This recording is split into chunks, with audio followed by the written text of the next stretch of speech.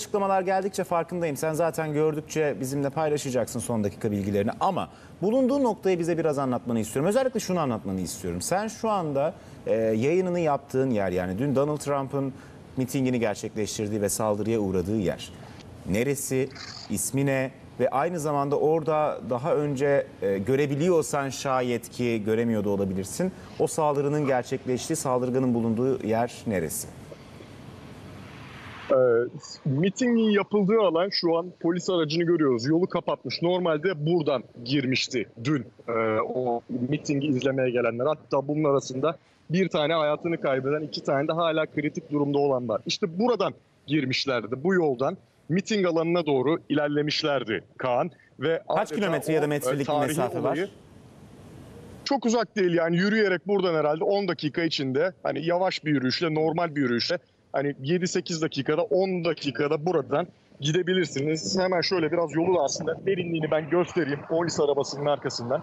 Çok da uzak bir mesafe değil. Buradan yürüyerek miting alanına gidebiliyorsunuz ve şöyle biraz da kaldırırsak kamerayı, hemen orada dediğim gibi ben hala dünden kalan malzemeler görüyorum. İşte canlı yayın araçları, hoparlörler, Trump'ın dinlendiği, seyyar tuvaletler, insanların gölgede kalması için konulan çadırlar. Onların hepsi bu yolda görülebiliyor.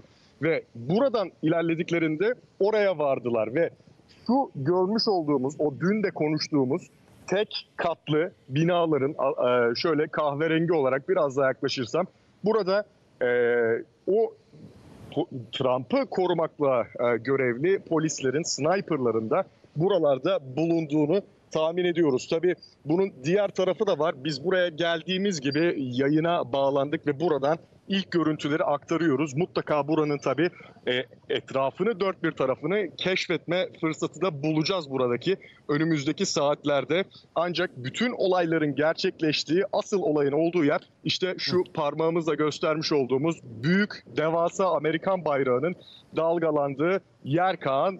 Tabii çok kısa bir mesafe var o zaman. Ya 10 dakika bile değil belki. Buradan normal bir yürüyüşle, dediğim gibi yani 5 ila 10 dakika arasında oraya varmanız mümkün. Burası normalde, hemen şöyle göstereyim, hani insanların yaşadığı muhitler, yani insanların burada müstakil evleri var. Öyle hiçbir yerin ortasında gibi bir yer değil. Burada normalde trafiği görüyorsunuz. İnsanlar ellerinde telefonlarıyla fotoğraf çekerek geçiyorlar buradan. İnsanların da tabii bir anda ilgisini çeken, bir anda turistik bir yere dönmüş de durumda diyebiliriz. Çünkü burada trafiği de göstermem gerekirse, yani sol tarafta tabii gazetecilerin, bütün televizyoncuların park ettiği arabaları normalde yasak. Ancak burada polis herhangi bir şey demiyor bunlara ve onun dışında insanların da yavaş yavaş gelip geçerek burada fotoğraf çektiğini görüyoruz. Gerçekten de bir anda bütün, sadece ülkenin değil, dünyanın da ilgisini çeken, insanların hayretle izlediği, korkuyla izlediği bir olaydı ve bugün burada müthiş bir ilgi de var tabii Kaan. Şimdi genel şimdi Donald Trump dediğimiz için sonuçta Amerika Birleşik Devletleri'nde bir sonraki seçimlerde, Kasım ayındaki seçimlerde iki adaydan biri, yani aday adayı ama işte yarın adaylığını açıklayacak sonuç itibariyle Cumhuriyetçi Parti'nin. Orada sadece gazeteciler ve polis ekipleri mi var? Bekleyen ya da bir şekilde o bölgeye gelen siviller de var mı? Nadir şu an için arabayla geçiyorlar. Ancak ben şöyle biraz daha ilerlediğimde bazı sivillerin, tabii onların da arabalarını park ederek durduklarını görebiliyoruz. Ne yapıyorlar mesela? Genelde şu an fotoğraf çekiliyor. Yani insanlar fotoğraf çekiyorlar burada önlerinde. Ben buraya gelirken bu arada Pensilvanya eyaletine girdiğimden sonra devasa Trump pankartları, Trump bayrakları, insanların evinin önüne astığı Trump işaretlerini de gördüm. Burası aslında oldukça cumhuriyetçi, oldukça muhafazakar bir bölge. Yaklaşık her 4 kişiden 3'ünün şu an içinde bulunduğumuz yer, yani Butler, Pensilvanya'nın Butler ilçesi. Burada ciddi anlamda bir Trump taraftarı da bulunuyor. Hani sadece burası tesadüf değildi, buranın seçilmesi bir miting alanı olarak. Gerçekten çok güçlü olduğu, gerçekten etkili olduğu bir yer Başkan Trump'ın. Ve burada oldukça kırmızı bir bölgede bu saldırının gerçekleşmiş olması da oldukça ilginç tabii. normalde hani çok kendine düşman bulunan, çok sevilmeyen bir yer değil. Aksine gerçekten de önemli desteğin bulunduğu bir yer Donald Trump için. İçeriye girilmeme nedeni ne? Yani içeriye polis ekiplerinin almama nedeni ne? Sonuçta evet bir olay yeri fakat hala bir çalışma olduğu için mi almıyorlar? Burada hala aktif yürüyen bir soruşturma var tabii Kaan. Bütün sonuçlara ulaşılmış durumda değil. Her şey kapatılmış değil. Ondan dolayı herhangi bir delil karartma olmaması için herhangi Bütün bir şekilde deliller toplanmadı o zaman. Mümkün çünkü daha biraz önce geldi arabasında ve evinde kanıtlar bulunduğu, yani patlayıcı maddeler bulunduğu bilgisi. Burada da şöyle bir ihtimal olabilir. İçeride hala bulunmayan parmak izlerine bakıyor olabilirler. Düşürülmüş bir şey olabilir. Hala orada soruşturmayı sürdürüyor olabilirler. Ondan dolayı giriş çıkışa şu an için izin verilmiyor. Tabii 24 saat dahi olmadı bu olayın üstünden. 24 saat dahi geçmedi. Ondan ötürü şu an burayı polisin kapatmış olması çok normal diyebiliriz. Peki saldırganın kimliğiyle ilgili FBI tarafından bir açıklama yapıldı. Fakat 20 yaşında bir saldırgan olduğu ifade edildi. Bu noktada yani bir açıklık getirmen amacıyla da soracağım bu soruyu sana. Başka bir saldırgan olabilme ihtimali üzerinde de duruluyor mu? Yoksa şu an o konudaki bütün çalışmalar net mi? Bu konuda Bir de net saldırganın olarak, kimliğini bize bir anlatabilir misin? Anlatılan yani kimdi o saldırgan? saldırgan buraya çok yakın bir yerde aslında doğup büyümüş. Yani Pensilvanya'nın lokal nüfusundan biri. 20 yaşında böyle aslında uzun süre askeri eğitim görmüş ya da bu konuda silahlarla müthiş bir eğitim geçirmiş biri değil. 20 yaşında özellikle anayasanın 2. değişiklik maddesine ilgisi olduğu, ki o ne onu da söyleyelim. İnsanların bireysel savunma, bireysel silahlanma hakkı konusunda ciddi ilgisi olan, hatta o gün Trump'a suikast girişimine bulunduğunda bu tişörtü giyen biri. Ondan dolayı silahlara ilgisi olduğunu, bireysel silahlanmaya ilgisi olduğunu net olarak söyleyebiliriz Kaan. Bu kişinin aslında kimliği üzerinde olmadığı için polisin ve FBI'ın ayrıca gizli servisin kimliği tespit etme yönteminin de şu olduğu bilgisi verildi. Silahından tespit edebilmişler. Tabii silahı da üzerine kayıtlıymış. Bu da ilginç bir bilgi aslında. Normalde hani kaçak aldığı, kaçak kullandığı bir silah değil. O kullandığı yarı otomatik uzun namlulu silahın üzerine kayıtlı olduğu da ortaya çıkmış oldu. Çünkü polis de bu şekilde kimliğini belirleyebilmiş. Bu da ilginç ayrıntılardan biri.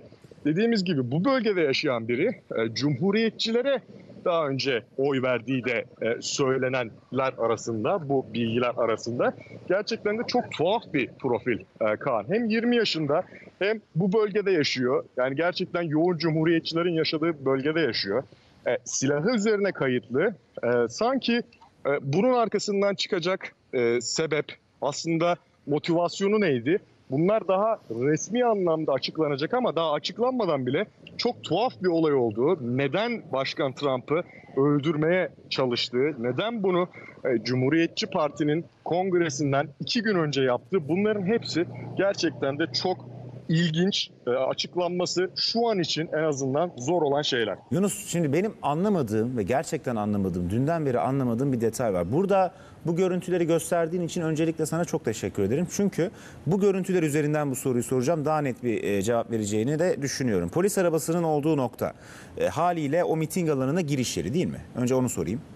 Evet. Tamam. Evet, miting doğru. alanına giriş yeri burası. Haliyle ilk kontrol noktası da burası. Yanlış normal şartlarda ilk kontrol noktası bir miting olduğunda, işte Trump mitinginde mesela. İlk kontrol noktası da burası sanıyorum. Bu şekilde olduğunu düşünüyoruz Kaan. Tabii dediğim gibi henüz bunun dört bir yanını keşfetme fırsatımız olmadı. Ancak burası girişlerden biri. Direkt olarak, çünkü bu yol miting alanının olduğu yola doğru Benim ilerliyor. anlamadığım nokta Çünkü şu. konuşma da, yani eski Başkan Trump'ın konuşma yaptığı yerde şu parmağımla gösterdiğim yer. Hoparlörleri de orada görebiliyorum ben. Yani bilmiyorum, şu an zoom yapma fırsatım yok. Ancak orada devasa hoparlörleri de görüyorum. Normalde miting alanına getirilen hoparlörler çok sayıda. Yani bir düzine hoparlörü mesela kaldıran bir vinç var orada. Orada konuşulduğu belli. Benim anlamadığım şey şu. Şimdi bir saldırgandan bahsediyoruz. 20 yaşında bir saldırgan. Profilini konuşuyoruz. Tamam, kabul. Ama sonuçta elinde bir silahla, öyle küçük bir silahla da değil. AR-15 silah, yani büyük bir silahla geliyor. Yarı otomatik saldırı silahı. Ya bunu görmemek zaten mümkün değil. Öyle kolayca kamufle edilebilecek bir silah değil. Bu birinci konu. İkincisi, yanında belli ki kimliği yok. Şu an ilk yapılan açıklamalar doğrultusunda kimlik ibrazında bulunamıyor. Silahla geliyor. Nasıl girebilmiş bu saldırgan içeri böyle bir alandan? Şöyle Kaan, dün bunu aslında uzun uzadıya da konuşmuştuk daha ilk saatlerinde. Tabii ki. Sadece görsel geldiği için bir daha sordum ben bu soruyu sana. Şimdi şöyle, zaten dün de hani bunu uzun uzadıya neden konuşmuştuk? Çünkü en aklımıza yatmayan şey buydu. İnsanların ilk aklına gelen şey, bir saldırı silahıyla, uzun namlulu yarı otomatik tüfekle bir insan nasıl eski başkanın ve şu an bütün anketlerde önde giden başkanlık adayının mitingine gelebilir, girebilir. Daha sonra ortaya çıktı ki aslında yaklaşık 120-130 metre uzaklıktaki binanın üzerinden ateş açmış. Yani içeriye girmemiş, metal dedektörlerden geçmemiş. Ancak biraz önce gelen bilgiye göre iş daha da ilginçleşiyor. Çünkü kaynaklar CNN'e şöyle bir bilgi veriyor. Diyorlar ki insanlara şikayeti üzerine, ayrıca kendileri zaten gördüğü lüzum üzerine bu kişinin metal dedektörlerin etrafında şüpheli şekilde dolaştığını ve burada X-ray'den geçmediğini, yani içeriye girmiyor Kaan ama şüpheli şekilde oranın etrafını böyle kolaçan ediyor. Orada dolaşmaya devam ediyor ve diyorlar ki gizli servise, gözünüzü bu kişinin üzerinden ayırmayın. Böylesine bir bilgi verildikten sonra, insanlar alarma geçirildikten sonra nasıl olur da hala o tepede Başkan Trump'ı korumakla mükellef olan polisler, keskin nişancılar bir harekete geçmiyor. Bunların hepsi gerçekten çok tuhaf. Bu arada bir arabanın da çıktığını görüyorum. Ben mesela çıkarken cebindeki, cüzdanındaki dedektif kartını da gösterdi. Burada polis sadece onların geçmesine izin veriyor. İçeride de biz burada soruşturma sürdüğünü anlamış oluyoruz. Çünkü hani gösterilir ya filmlerde, çıkarırlar işte ben dedektifim diye o kimliklerini gösterirler. Öyle bir kimliğini gösterdi. Arabadaki hanımefendi burada hala içeride yetkililerin soruşturmalarını sürdürdüğünü görüyoruz. Dediğim gibi biraz önceki bilgiye dönersek... Hala içeriye yok dönmeden bir dakika, başka bir şey göster. Şu an oradan gösterdiğin her şey haber niteliği taşıdığı için konu geçiyoruz. Sonra tekrar döneriz o diğer konuya ama tekrar hala arabaların girmesinin nedeni hala orada bir inceleme yapılması mı? Öyle olduğunu düşünüyoruz. Tabii içeride bulunmadığımız için şu an net olarak neyi arıyorlar, neyi kontrol ediyorlar, ne içeride hala soruşturuluyor, bu konu hakkında bilgimiz yok. Ancak polisin içeriye giriş çıkışlarda izin verdiği tek şey, burada şayet yetkili biri kimliğini gösterirse, yetkililer burada izin verirse ancak o şekilde bu Pensilvanya eyalet polisi içeriye giriş yapılmasına izin veriyor. Onun dışında hiçbir şekilde sivillere ya da gazetecilere giriş izni yok. Herkes burada tutuluyor. İnsanlar da burada çeşitli haber kanalları, televizyoncular ve gazeteciler de haberlerini yapmaya devam ediyor. Ama onu da sorayım. Senin şu an bulunduğun noktada, CNN Türk'ün şu an bulunduğu noktada, senin vasıtanla CNN Türk'ün şu an bulunduğu noktada başka hangi ülkelerden diyeyim basın mensupları söz konusu? Basın kuruluşları? Açıkçası ben İsveç gördüm, Polonya gördüm. Bunlar da benim hani Washington'dan tanıdığım arkadaşlarım. Arap merkezli bir kanaldan arkadaşı gördüm. Amerikalıları gördüm. Aynen. Amerikalılardaki bu ulusal kanallar ve bir de CNN Türk var. Burada Türkiye'den bir tek CNN Türk var. Ben başka henüz görmedim başka bir Türk gazeteci arkadaşım ama hani gelmişlerse de kusura bakmasınlar. Ben burada henüz görmedim. Şimdi o zaman sen o suçlunun profilini anlatıyordun bize. Oraya nasıl girdiği sormuştum, anlayamamıştım. Görsel eşliğine devam ediyorsun. O konuya dönelim istersen. Evet, şu şekilde orada en önemli nokta Kaan, bu kişinin aslında şüpheli hareketlerinin fark edilmiş olması. Dün İlk olarak yine CNN Türk'te bir görüntü paylaşmıştık. İzleyicilerimizin de gerçekten özellikle sosyal medyadan oldukça ilgisini çeken görüntülerden biriydi. Neydi o? Donald Trump konuşurken hemen yanındaki çatıda, binanın çatısında 2 tane keskin nişancı güvenlik var. Ve bunlar ilk ateş açılana kadar, sıkılana kadar hiçbir şekilde harekete geçmiyorlar. Daha sonra geçiyorlar harekete. Ve burada bu arada bir şeyin geldiğini gördüm ben. Bir rahip. Rahip burada dua ediyor uzaktan. İlginç. Burada bir ıstavroz çıkardığını ve şu an o devasa Amerikan bayrağına bakarak, şu şekilde ikisini de alayım kareye. Devasa Amerikan bayrağına bakarak dua ettiğini görebiliyorum. Evet, yine. Bu bir gelenek mi?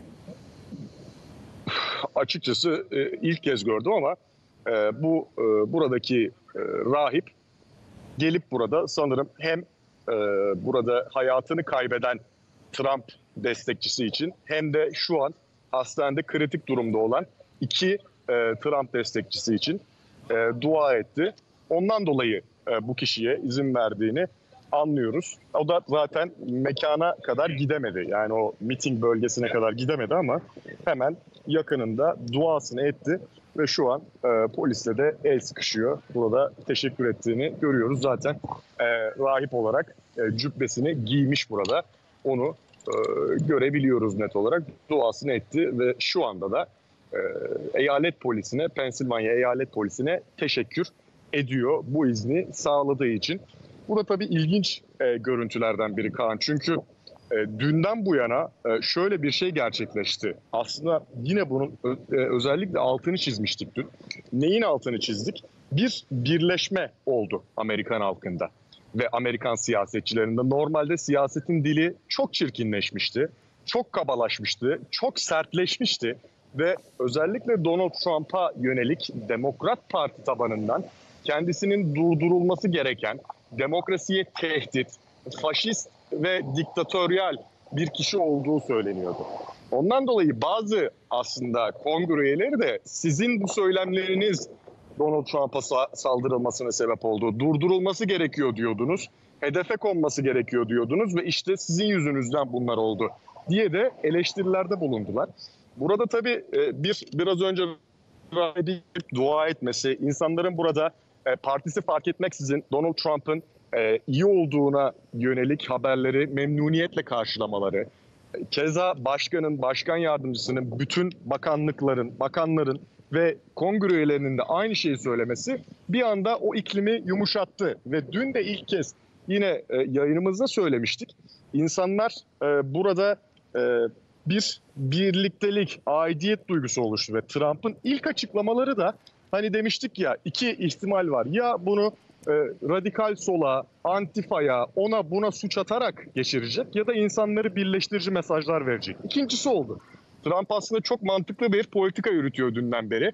Korkmayacağız, bunlara izin vermeyeceğiz. Biz ülke olarak bir araya geleceğiz. Ulus olarak, Amerikan ulusu olarak bir araya geleceğiz. Tanrı bizi korusun minvalinde söylemlerle hiç de aslında o bir anda oluşturduğu etrafındaki parti fark etmeksizin birlikteliği sürdürmeye de çalışıyor diyebiliriz Kaan. Peki şunu da sormak istiyorum. Şimdi saldırının gerçekleştiği nokta, aslında bunu sen anlattın bize.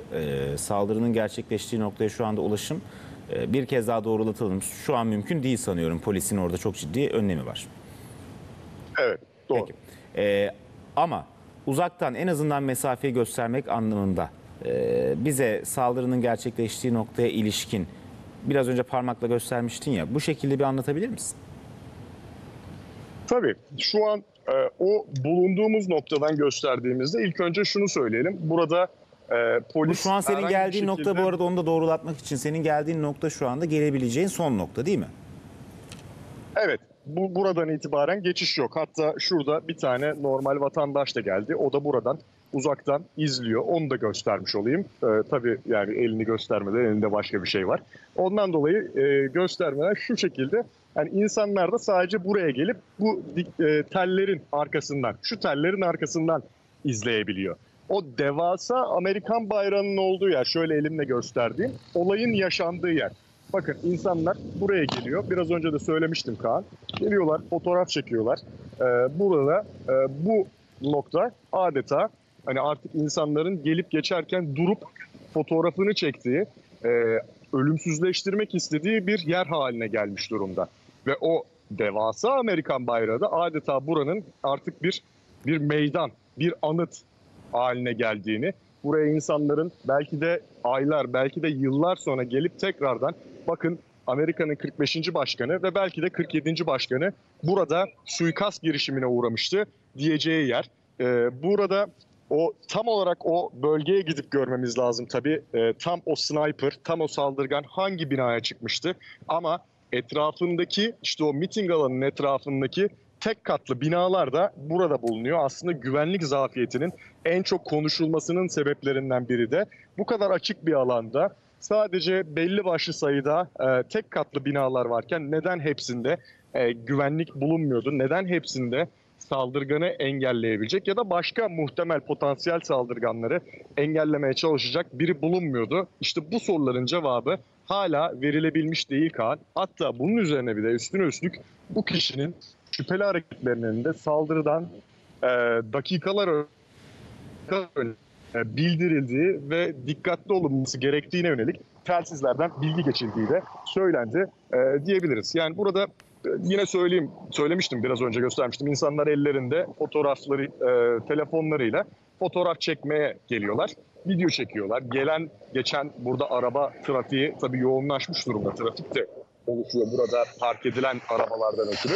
Bunların da gelip geçerken bazılarının çok yavaşladığı, telefonlarını camlarından çıkarıp fotoğraf çekmeye çalıştığını da yeniden belirtelim.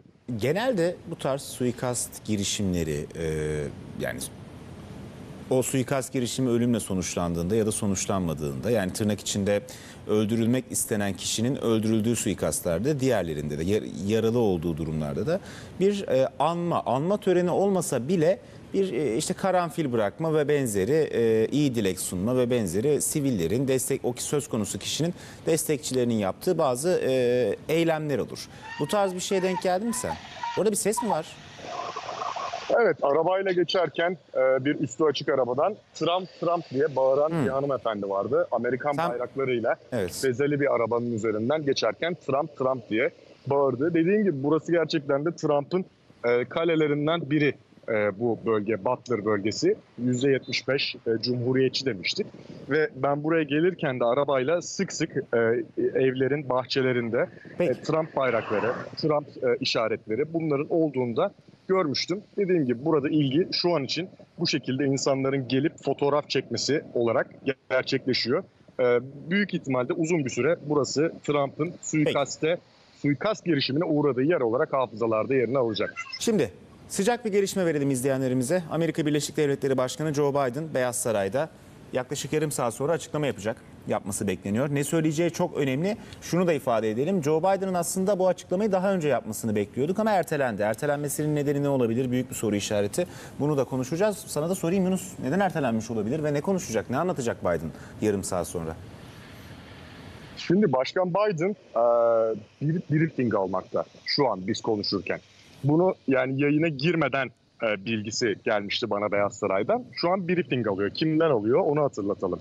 Adalet Neden Bakanı ertelendi? Bunu sorayım. İç Güvenlik Bakanı. Büyük ihtimal briefingden ötürü Kaan. Yani briefingin saati... Son yeni bir gelişme olduğu için mi? Olabilir. Yani hiçbir şekilde o konuda bir bilgimiz yok. Dediğim gibi şu an briefing gerçekleştiriliyor. Briefing kaçta, nasıl başlıyor, neden başlıyor, bu konularda bir ekstra bilgi vermiyor Beyaz Saray. Briefing ve gelecek yetkililerden biri bir telefon görüşmesi yapmak zorunda kalmış olabilir. Yeni bir bilgi gelmiş olabilir. O yetkiliyi başka bir yetkili yerelden bilgilendirmek istemiş olabilir. Ondan dolayı bunların hepsi mümkün. Ama en son duyurulan Beyaz Saray'dan gelen bilgi bunun yerel saatle 13.30, Türkiye saatiyle 20.30'da başlayacağı ve artık çok az bir süre kaldı tabii. Şayet yine Başkan Biden zamanında çıkarsa, ancak yine gecikirse onun da mutlaka bir sebebi vardır diye düşünüyoruz.